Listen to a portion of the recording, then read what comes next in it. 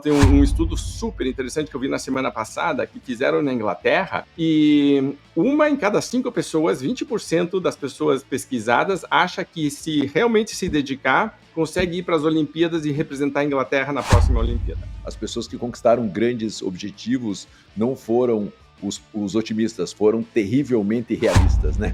Existe um turnover positivo, é quando eu começo a subir a régua e começa a pessoas que não são boas ou que não querem se adaptar, começam a sair. Esse é um turnover positivo. É claro que a gente não vai ter o tempo inteiro todo mundo em alta performance, porque isso não existe. Mas você deveria ter todo mundo em condições de atingir alta performance.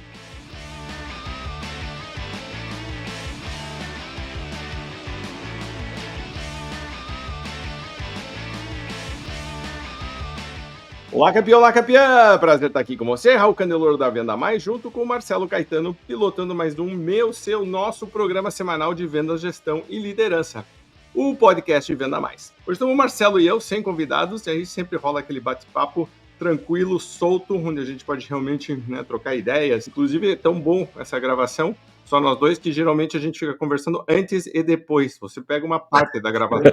A gente estava falando da invasão muçulmana no sul da Espanha, quer dizer, do tipo aqui vai um pouquinho de tudo eclético. Um dia o Marcelo e eu fazemos um desses programas sobre como criar filhos, né? Do tipo, troca de ideias, sugestões. Tem um filho meu querendo jogar profissionalmente pádel, do Marcelo quer jogar futebol, e a gente dizendo, tá bom, como que você equilibra isso com as notas? Então, né, estamos aqui, né? Super, né, consultores especialistas em venda, gestão e liderança, e pais também, né? Então, tipo, um pouco de tudo, né, Marcelo?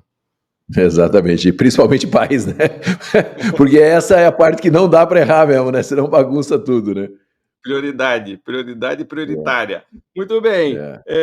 Campeã, antes da gente começar, lembre de curtir, de compartilhar, de comentar. Lembre que somos o maior hub de serviços na área de gestão comercial do Brasil e da América Latina. Podemos te ajudar com qualquer desafio que você tenha na área comercial. Venha falar com a gente. Vai ser um prazer e uma honra poder trabalhar junto com você e com a sua equipe para fazer com que você consiga superar seus desafios e chegar a um próximo estágio.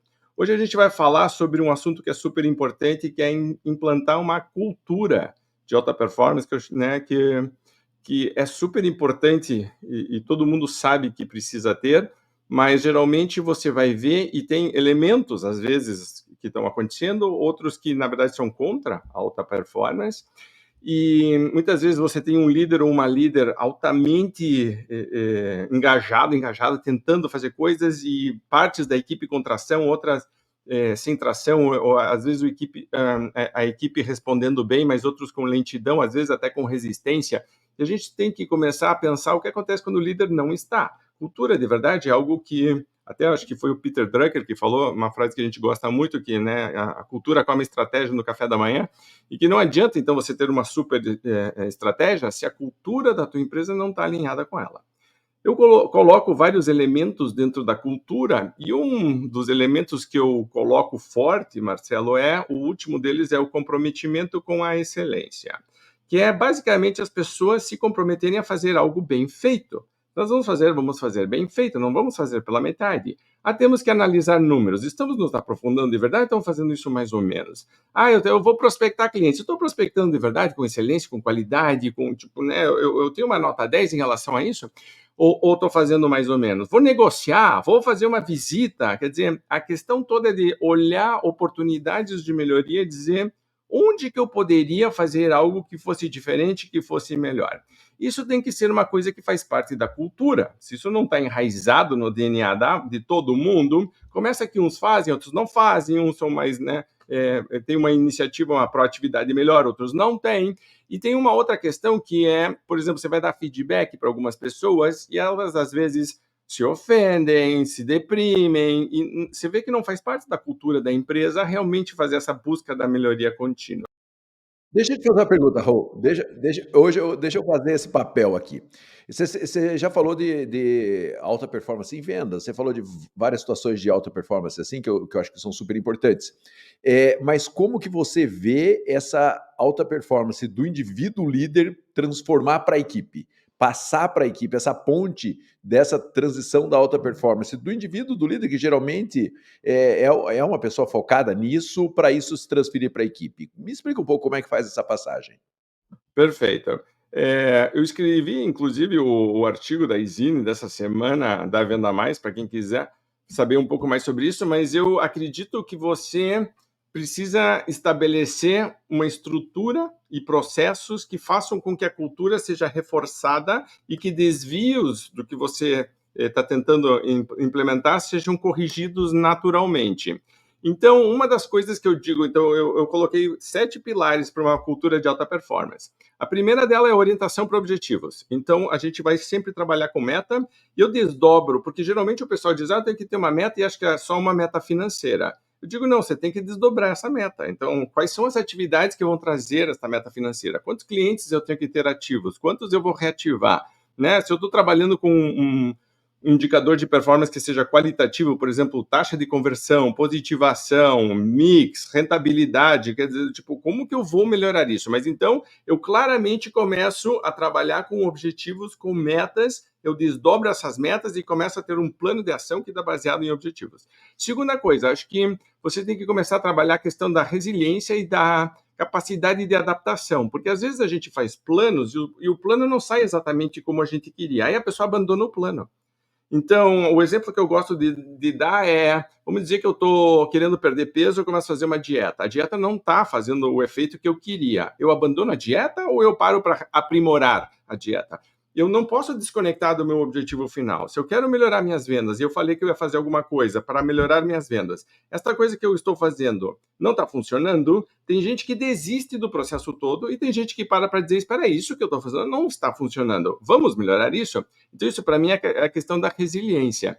Eu dou um exemplo que eu gosto muito, que é o do golfe. Quando você vê as pessoas jogando golfe, você fica imaginando que a tacada vai sair reta. Eu estou aqui, o buraco está lá, com a bandeirinha, eu vou tentar acertar lá. Mas, na verdade, o que acontece é um zigue-zague. Eu vou um pouquinho para a esquerda, eu corrijo, vou um pouquinho para a direita, eu vou me aproximando lá no final, vou fazendo um ajuste, uma sintonia fina. Resiliência, para mim, é a mesma coisa. Eu falei que ia fazer, por exemplo, 5 contatos por dia. Hoje não consegui fazer 5, fiz 4. E aí, o que acontece amanhã? Certo? Eu me adapto, então eu vou ajustando, mas sem desconectar do primeiro, que é a orientação para objetivos. Terceira coisa, rapidinho, autoconfiança e proatividade. Aqui tem uma questão de dizer, se eu tenho uma meta que me desafia, muitas vezes eu vou ter uma insegurança, é natural. Uma meta realmente desafiadora vai me questionar profundamente. Porque se ela é uma meta fácil, basicamente está dizendo, se eu continuar repetindo o que eu estou fazendo, eu vou alcançar. Isso aí é fácil de fazer. Mas é que eu estou dizendo, não. Eu provavelmente entre numa zona de desconforto. E eu tenho que aprender a lidar com isso. E eu tenho que olhar para a minha capacidade de superar desafios e dizer, eu estou aqui com isso. Colocou uma meta, eu sei que talvez eu não consiga agora, mas eu vou fazer ou eu vou aprender o que precisa ser feito para chegar lá. Quarta coisa é a mentalidade de crescimento, né? Sabe que a gente fala muito isso está ligado a Carol Dweck, de achar que eu posso sempre desenvolver minhas competências, não é que eu nasci com elas e que eu sou bom de matemática, eu não sou bom de música, eu não sou bom de jogar bola, eu não sou. Não, eu ainda não sou, posso melhorar, não posso melhorar. Eu acho que tem que ter um pouco de humildade em relação a isso.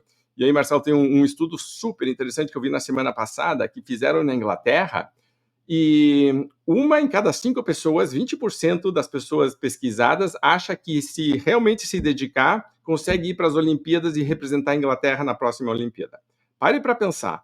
Acho que 0,01% da população tem condições de ir, mas a gente vê na televisão atletas que treinaram a vida inteira. Acho que é fácil, olhem e dizem, não, tranquilo, né? Eu vou também. Imagine que 1 em cada 5, as pessoas não têm a mínima noção. Então, o mindset de crescimento, eu acho que ele é excelente, mas você também tem que entender que existe uma referência, certo? Tipo, você entender que a competição é com você mesmo e você tentar melhorar.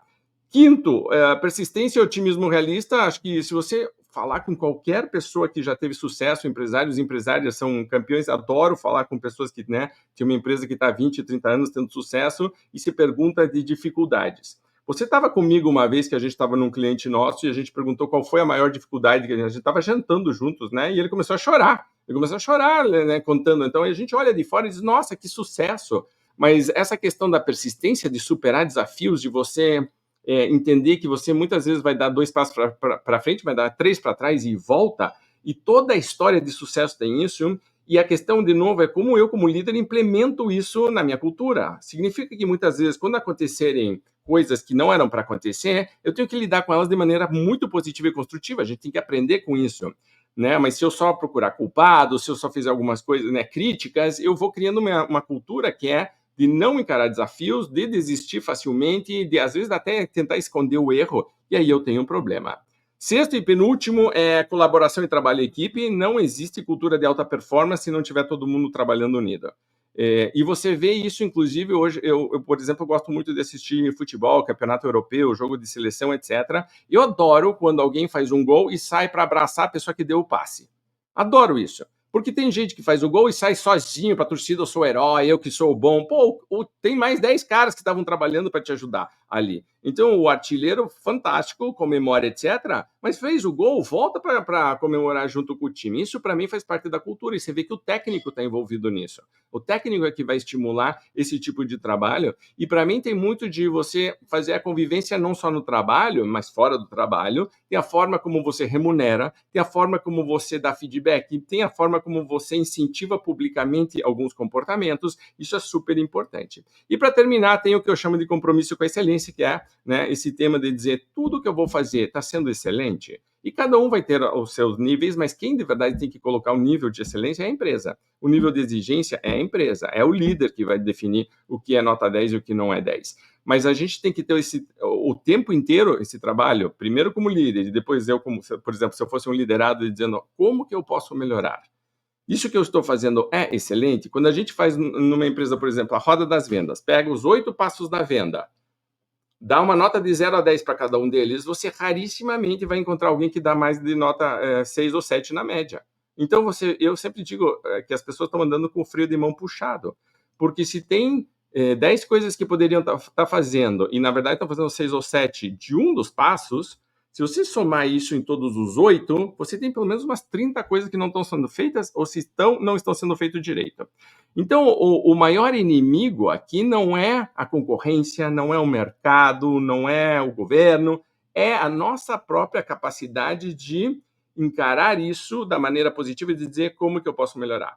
Então, na verdade, eu acho que o resumo da conversa é: se eu realmente quero implementar uma cultura de alta performance na minha equipe, eu tenho que fazer com que todo mundo esteja orientado para objetivos, tenho que estimular a resiliência para fazer, né, os ajustes necessários dentro do plano sem abandonar o plano e principalmente os objetivos. Tenho que estimular a autoconfiança no meu time, não aquelas 5 confianças que a gente fala, e começa com confiança em mim mesmo. Treinamento faz parte fundamental disso.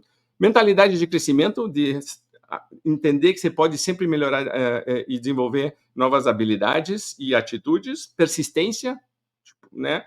Paixão e persistência por objetivos de longo prazo, que é grit, é um dos maiores marcadores de sucesso em qualquer área da vida. É grit, certo? É garra. Então, você precisa ter essa garra. Colaboração e trabalho em equipe, não existe mais o herói solitário. Então, né, a própria venda desafiadora fala sobre isso. E depois, compromisso com a excelência. Se você for fazer alguma coisa, faça bem feito. Basicamente isso. Respondi tua pergunta, simplifiquei ou compliquei? Deu uma aula aí sobre a pergunta que eu fiz, uma aula super importante, acho que é bem bacana isso. 2 coisas aqui que eu anotei, né, dentro do que você falou, que eu acho que são super relevantes, né.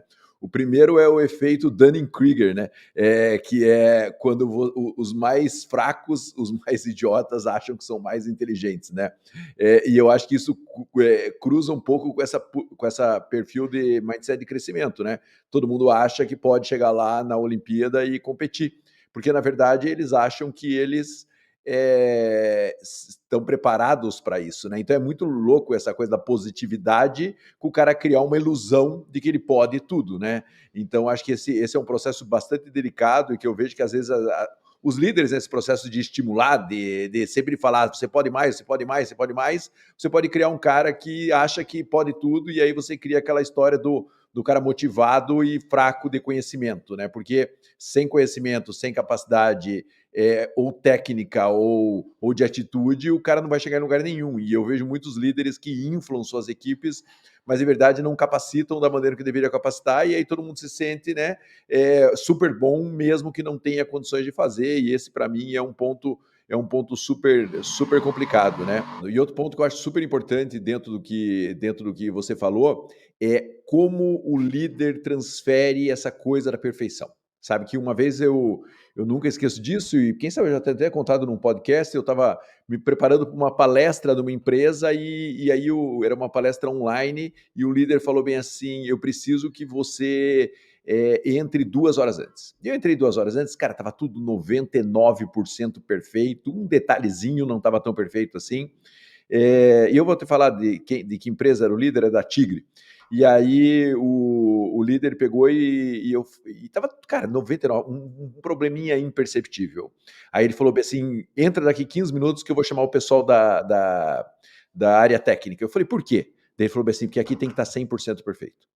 Cara, quando ele falou aquilo para mim, aquilo explodiu na minha cabeça, assim, tinha vários gestores junto com ele vendo, na verdade aquele momento ele estava dando uma lição para todos os gestores dele, e acabou sendo uma lição para mim também, de que você precisa ter a perfeição mesmo para conseguir fazer o seu objetivo. Então o líder, ele dá esse tipo de exemplo em vários momentos para a equipe de alta performance, né? Então assim, pô, vou fazer uma reunião, tô preparado de verdade para essa reunião? Ou entro na reunião, e aí galera, como é que tá? Não sei o quê, não sei o quê, não sei o quê, ou eu entro na reunião como fosse realmente o momento mais importante para mim. Eu vejo que muitas vezes o líder ele não se prepara e quer que a equipe se prepare, né? E aí você acaba dando sinais cruzados para o seu time. E aí você pode falar, pô, cara, mas que é um excesso de responsabilidade? O líder tem que ser sempre perfeito? Na minha opinião, o líder tem que sim sempre buscar a perfeição, porque é o líder buscando a perfeição que ele vai fazer com que a sua equipe também busque a perfeição. O líder que não busca a perfeição vai fazer com que a sua equipe também não queira ser perfeita perante o cliente, né? Então eu vejo que às vezes o líder é meio preguiçosão, meio que não se planeja, meio que faz uma reunião de qualquer jeito, ou meio que dá um feedback sem ter informação, sem ter dados, ou faz uma cobrança de uma maneira que não analisou. Pior coisa é quando o líder chega para cobrar alguém de alguma coisa, sem ter analisado, a pessoa fala, não, sua análise está equivocada porque você não foi a fundo na informação. Então, quando o líder se prepara para isso, para mim é super importante nessa transição. Então, só reforçando tudo que você falou, para o líder ter alta performance na equipe, ele precisa ter alta performance para com a equipe, né? E essa é uma rotina que vai gerando um ambiente muito favorável, muito positivo para a equipe, para a companhia e para o próprio líder, né? Tem que acreditar que, na verdade, você está criando um ciclo que ou é virtuoso ou é vicioso, não existe meio termo. Então, para o líder que está nos ouvindo, pare para pensar se o que você está fazendo realmente ajuda e reforça a cultura que você quer, porque muitas vezes o que está acontecendo é que o próprio líder ou a própria líder está reclamando da cultura, mas ele ou ela muitas vezes está fazendo coisas que acabam estimulando essa cultura que está errada, né? Então, e aqui, Marcelo, eu fui anotando algumas coisas. Primeiro, a Carol Dweck fala muito do otimismo realista, que é de eu acreditar que vai dar certo, mas mesmo assim saber que vai ser difícil. O Jim Collins fala sobre isso, ele chama do paradoxo de Stockdale, que é um almirante que foi preso, foi torturado várias vezes, e aí quando o Jim Collins foi perguntar como é que ele sobreviveu, porque muita gente morreu no campo que ele estava de concentração, ele sobreviveu. Ele falou, foi otimismo? Foram os otimistas que sobreviveram? Ele falaram, não. Ele falou, não, os otimistas morreram todos de coração quebrado. Ele falou, mas como assim? Não, é que falavam pra gente, a gente vai ser solto na Páscoa. Aí chegava a Páscoa e ia embora a Páscoa, a gente ficava preso. Vai ser no Ação de Graças, né? Thanksgiving, que aqui é importante. Aí chegava a Thanksgiving e ia embora Thanksgiving, ninguém. No Natal vão nos soltar, no ano que vem vão nos soltar. Chegou uma hora que os otimistas morreram todos de coração quebrado, porque sempre tinha esperança que nunca acontecia. A pessoa fica frustrada, desiste. Ele dizia: os que sobreviveram foram os otimistas realistas, que sabiam que iam sair dali, mas que ia ser muito, muito difícil. Vai ser uma pancadaria, mas a gente vai sobreviver. Então, ele tem um termo que eu gosto muito que é fé inabalável, certo? Fé inabalável no sucesso final, mas a crença total de que vai ser muito, muito difícil. Isso, para mim, é otimismo realista e é isso que a gente tem que entender. Inclusive, a gente estava falando sobre isso, né, como pais, com os nossos filhos, que a gente quer que os nossos filhos, né, tentem, vão buscar, quer jogar futebol, quer jogar pádel, quer ser profissional, ok, mas entenda que não vai ser um caminho fácil, porque você vê na televisão os caras jogando e ganhando milhões de dólares, mas você não vê todo o processo que teve até lá e nem os milhões que ficaram pelo caminho tentando fazer isso. Então, o otimismo é super importante, mas é um otimismo realista. Segunda coisa, você falou bastante isso, de motivar as pessoas e não dar competência. Eu termino com o incompetente motivado. E o incompetente motivado é um perigo, né? Você queria falar um pouquinho sobre isso? Eu acho que esse ponto que você falou, ele é super relevante aí dentro do processo de ter as pessoas estimuladas, mas conscientes, né? A frase do Jim Collins, que eu gosto muito, que reforça isso que você está falando, é assim: as pessoas que conquistaram grandes objetivos não foram os otimistas, foram terrivelmente realistas, né? Que as pessoas que conquistam coisas grandes são terrivelmente realistas, né? Então a gente precisa ser realista, né? Até porque o líder, quando ele fica, né, por exemplo, pô, eu quero desenvolver um cara, mas ele não tem perfil, mas ele não tem atitude. Cara, você não vai desenvolver esse cara, né? E às vezes a gente vê que por vários motivos o líder tenta ter uma cultura de alta performance com pessoas que não têm cultura de alta performance, né? Pessoas que não têm habilidades ou características suficientes para atingir alta performance naquela função que eles estão fazendo. E o líder, por uma série de motivos, seja porque ele recrutou, porque ele apostou, porque ele aprovou, porque qualquer outra coisa, ele mantém essas pessoas com um perfil de baixa performance dentro da sua equipe. E quando ele mantém as pessoas com perfil de baixa performance, ele não vai criar uma cultura de alta performance. É claro que a gente não vai ter o tempo inteiro todo mundo em alta performance, porque isso não existe. Mas você deveria ter todo mundo em condições de atingir alta performance. Isso significa que se você quiser ter um ambiente de alta performance de verdade, aceitar que você vai ter algum tipo de turnover dentro da sua organização é parte do processo. Até porque vai ter turnover dentro do ambiente de baixa performance ou de alta performance. O de alta performance, provavelmente você vai ter que gerar o turnover. Em baixa performance, você vai ter o turnover porque as pessoas vão se desligar da companhia. Isso significa que criar um ambiente que tem um pouco de atrito, que tem um pouco de estímulo, que tem um pouco de provocação para que as pessoas superem os seus limites, vai fazer com que pessoas que não têm essa característica simplesmente vão embora e não consigam ficar dentro desse ambiente. E não estamos falando de um ambiente tóxico, nada disso. Um ambiente onde as pessoas se estimulem, como se fosse um treinador de qualquer esporte, estimulando o cara a fazer melhor do que ele está fazendo. Porque imagina se um treinador de qualquer esporte aceita que todo mundo joga do mesmo jeito, deu passe igual, não saiba cabecear, o ambiente vai ficar medíocre. Quando você exige alta performance de verdade, isso vai acontecer. Isso me lembra uma história de um técnico do São Paulo, lá antigamente, né? Acho que ele foi bi ou tricampeão do mundo. O Tele Santana, não lembro se ele estava nos 3 títulos. Não. Teve um título que ele não estava. E ele tinha um jogador que era o Raí. Pô, o Raí é um cara da minha altura, 1,90 m, só que cabeceava mal. Né? E o Tele Santana falou: cara, um cara da sua altura não pode cabecear mal. Não pode cabecear mal de jeito nenhum. Daí ele falou: ah, legal.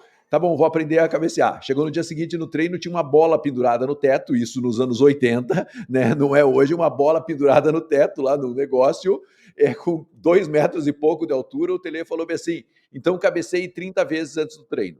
Ele falou: como assim? Eu não sei se eu alcanço a bola. Daí ele falou: pois é, você vai aprender a cabecear alcançando a bola e fazendo o movimento correto. Ah, mas não dá para cruzar? Não, cara, se eu cruzar, a bola vai chegar nessa altura em você e você vai ter que cabecear. Então primeiro você vai cabecear com a bola parada, né? Daí o Raul fala: pô, fiquei indignado, porque doía a minha panturrilha, porque eu não conseguia chegar na bola, mas no final ele virou um grande cabeceador de 1,90 m de altura, o que é um diferencial enorme no futebol. E ele não era nenhum habilidosíssimo, mas ele fazia várias coisas super bem. Por quê? Porque o treinador exigiu que ele fosse além. Eu vejo que em vendas, a gente às vezes não exige que a equipe vá além. Né? Até porque a gente não fala bem assim, ó, vai cabecear 30 vezes antes de todos os treinos. A gente fala bem assim, ó, quando dá, treina ali. Quando dá, faz o curso online que a gente disponibilizou para você. Não é quando dá. Ou você exige que as pessoas façam de verdade, ou elas não vão chegar em alta performance. Então, o ambiente de alta performance, e muitas vezes pode falar assim, mas é um ambiente que as pessoas vão embora. Cara, é mais fácil a pessoa ir embora de um ambiente muito solto, que as pessoas não sabem exatamente o que elas têm que fazer, do que de um ambiente de alta performance. Alguns comentários aqui rápidos. Eu comecei a usar um termo que eu chamo de mediocracia, que é o contrário da meritocracia. Mediocracia é onde todo mundo é medíocre e está tudo bem. Depois o líder vai estar reclamando disso, mas muitas vezes você tem uma cultura que é mediocrática. Então, quem é mediano fica. E aí, então, você tem um turnover que eu diria um turnover negativo. Existe um turnover positivo, é quando eu começo a subir a régua e começa pessoas que não são boas ou que não querem se adaptar, começam a sair. Esse é um turnover positivo. Eu quero estimular este processo. O problema é quando eu tenho medo de fazer isso, ou por algum motivo eu não faço, e aí os bons saem. Os bons saem porque os bons querem ser desafiados, querem ser remunerados, querem, né, crescer, e aí você acaba ficando com uma equipe mediana e reclamando dos resultados da equipe mediana, mas na verdade a cultura é mediocrática e você está estimulando a mediocridade. E é super comum. Hoje a gente está falando exatamente o oposto, que a gente tem que fazer isso, e veja, de novo, é uma decisão. né? O Watson, que foi o primeiro CEO da IBM, tem essa frase que eu gosto muito, que perguntaram para ele como que começa o processo de excelência, ele disse fácil, no momento que você decide não fazer nada mais que não seja excelente. Não faça nada que não seja excelente, pronto. Tipo, né? Comece a olhar tudo. Então, quando você está falando, por exemplo, do líder da Tigre, tá tudo bem, eu começo a ver que isso, né, começa a desdobrar, todo mundo começa a entender isso. Tem uma coisa que eu chamo do loop aberto e do loop fechado. Fizemos uma reunião, por exemplo. Então, estamos todos aqui reunidos, eu sou o líder, eu estou com a minha equipe, fizemos uma reunião. Ficou decidido alguma coisa, tá? Esse loop está aberto, porque ficou decidido que vai ser feito, não foi feito ainda. Tem um loop aberto aqui. Não foi feito ainda, mas está decidido que vai ser. Quem fecha esse loop? Numa cultura de verdade de alta performance, a própria pessoa que era para fazer fecharia o loop, mas muitas vezes o líder vai ter que tomar essa atitude e dizer foi feito ou não foi. Então eu vou lá revisar se foi feito ou não, vou cobrar se foi feito ou não, eu vou, né, ajudar a fazer. E eu fecho, eu chamo isso de fechar o loop, fecho o loop. Uma cultura mediocrática tem muito loop aberto. Se você parar para ver, tem muita reunião, muita gente falando, muita decisão para não sei o quê, mas não fecha o loop. E às vezes é nas coisas básicas que você não está fazendo. A pessoa não está querendo fazer uma coisa super estrada, não. O básico não está sendo fechado. E aí, de novo, é o líder. E o líder vai falar, pô, mas a minha equipe.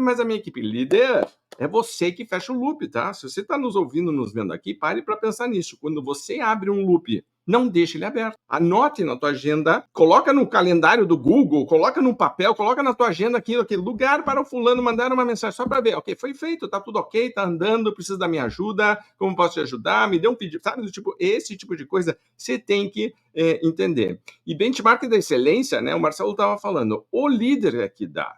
O Marcelo estava comentando, né? Uma vez eu estava numa convenção e foi muito interessante porque na mesma semana eu dei para 2 empresas concorrentes uma palestra de convenção, certo?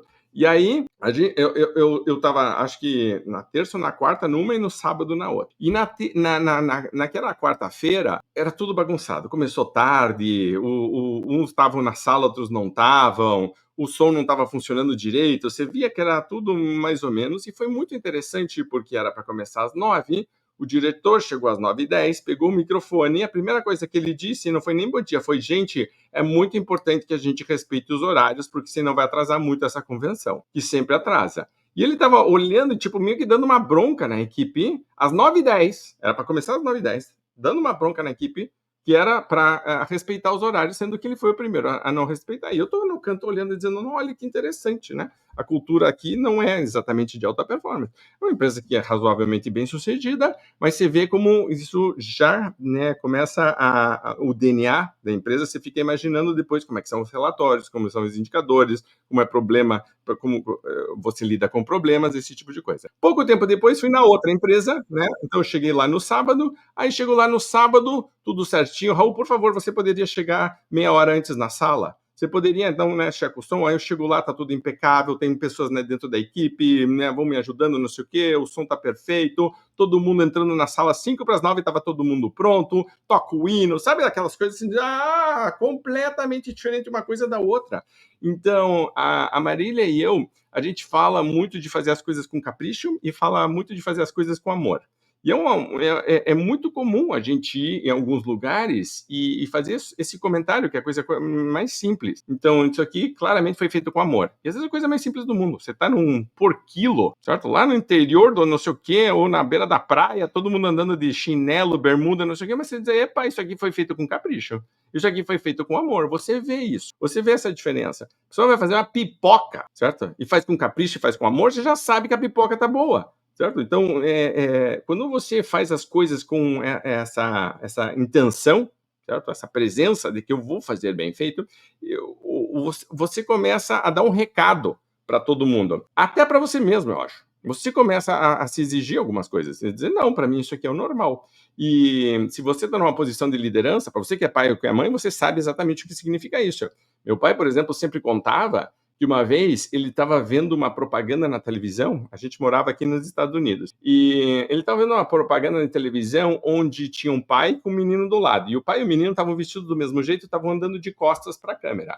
Aí o pai colocava a mão no bolso e o menino olhava o pai dele e colocava a mão no bolso. Aí eles dois iam andando, o pai chutava uma pedra, o menino via, né, procurava, ia correndo, chutava uma pedra, né, e fazia igualzinho o pai. né? E de repente o pai pega, tira um cigarro, coloca um cigarro na boca e para a propaganda. E a propaganda dizia o que você está ensinando para o teu filho. Só isso. E meu pai olhou e disse, que bobeira, não tem nada a ver. E quando ele olhou para trás, eu estava com o cigarro na mão, na época ele fumava, e eu estava colocando o cigarro apagado na boca. Ele veio correndo, me deu um tapa, eu comecei a chorar, e ele falou, o que você está fazendo? E eu falei para ele, eu queria ser que nem você.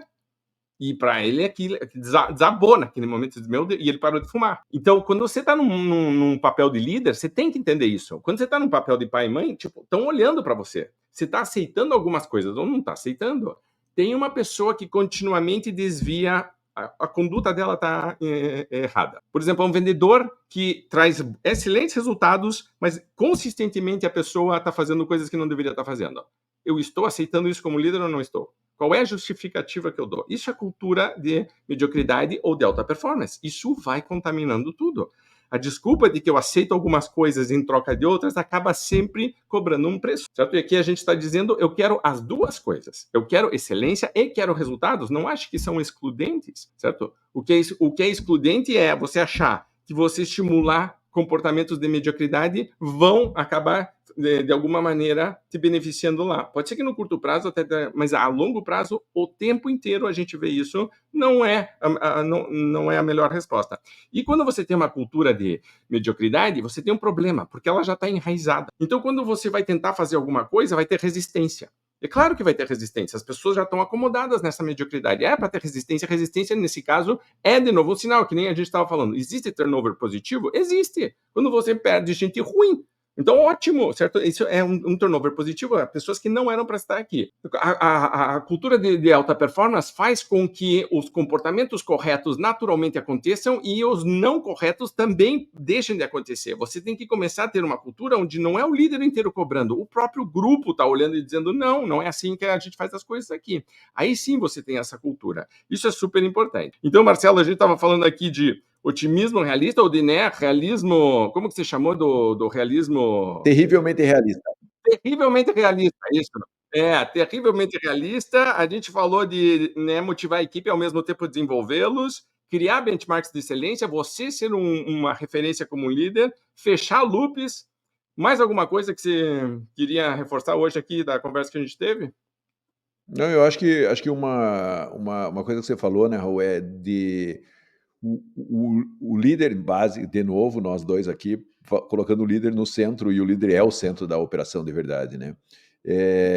E o importante da repetição do processo, do aprimoramento do processo, de que ninguém fica bom de uma vez só, de que quando você faz isso, você falou, quando você faz isso é bom para a sua equipe e é bom para você também, porque de alguma maneira você se policia também a permanecer num ambiente de alta performance, né? Esses dias eu fiz uma publicação, uma frase do Júlio César, que eu acho sensacional, né? E ele fala um pouco sobre isso, né? Ele fala, a frase é mais ou menos assim, às vezes o meu time precisa descansar, mas eu não posso deixar ele descansar, porque a gente tem um objetivo maior. Às vezes meu time está com fome e eu também não tenho o que dar para comer, mas eu também não vou me fartar quando o meu time está com fome. E às vezes o meu time perde o foco. E quando o meu time perde o foco, eu compartilho o meu foco com eles. E quanto mais eu compartilho o meu foco, mais foco eu tenho. Eu achei essa frase sensacional, né, cara? Quanto mais eu compartilho o meu foco, mais foco eu tenho. Então, assim, quanto mais eu compartilho o jeito de alta performance, mais alta performance eu vou ter, né? Então, assim, é claro que é um ambiente às vezes desconfortável, porque tem dia que a gente não tá tão afim de ter alta performance assim, tem dia que a gente tá com a cabeça boa, tem dia que a gente tá bravo, que a gente brigou em casa, discutiu, tem algum problema. Mas quando você cria um ambiente de alta performance, você não se permite sair do ambiente de alta performance. Então, gosto muito principalmente desse final do Júlio César. Quando minha equipe perde o foco, eu compartilho com eles, e quanto mais eu compartilho com eles, mais foco eu tenho. O ambiente de alta performance é isso. Quando a equipe perde alta performance, eu exijo deles alta performance, seja na capacitação, na execução, no cuidado, no capricho, em tudo isso. E quanto mais eu exijo deles, mais eu acabo tendo, porque não tem como eu não ter se eu exijo isso do meu time. Perfeito. E até reforça para você mesmo, né? Eu acho que o padre, quando está rezando a missa, ele está rezando para ele também. Ele está reforçando suas crenças também. Eu sempre acreditei isso. Quando a gente vai dar palestra, a gente está o tempo inteiro pensando, mas eu estou fazendo isso, eu estou falando isso, né? Quando a gente dá aula, né? Tipo, para nós serve também. Acho super importante. Então, campeão, para você que está nos ouvindo, resumindo rapidamente, lembre, orientação para objetivos, resiliência, estimular a autoconfiança através do treinamento, mentalidade de crescimento, aqui otimismo realista, terrivelmente realista, né? Persistência, colaboração e trabalho em equipe, juntos somos mais fortes, e para terminar, compromisso com a excelência. Lembre de fechar o loop, e se eu pudesse terminar com uma última coisa, acho que inclusive abre espaço para um outro programa, se a gente quiser, é da importância de rituais. Os rituais, para mim, eles meio que vão sedimentando e concretizando, tangibilizando algumas coisas. Quando você tem rituais na família, então, por exemplo, almoçamos juntos no domingo, ou jantamos juntos e não assistimos televisão ligado, não pode ter o celular ligado, certo? Ou antes de dormir, quando as crianças eram pequenas, você lê um livro para elas, ou leva água para elas, ou leva para escovar os dentes, toma banho e depois, sabe, do tipo, esse ritmo faz com que a cultura da empresa vá realmente fazendo, né, parte da vida de todo mundo, que seja normal. Reunião de segunda-feira, reunião de revisão de resultados, como que ela é feita, tudo isso eu chamo de rituais. E é super importante dentro do processo. Você vai ver que culturas menos sérias, e que eu vou usar o termo forte de novo, mas culturas de mediocridade também têm os seus rituais, mas é um ritual medíocre.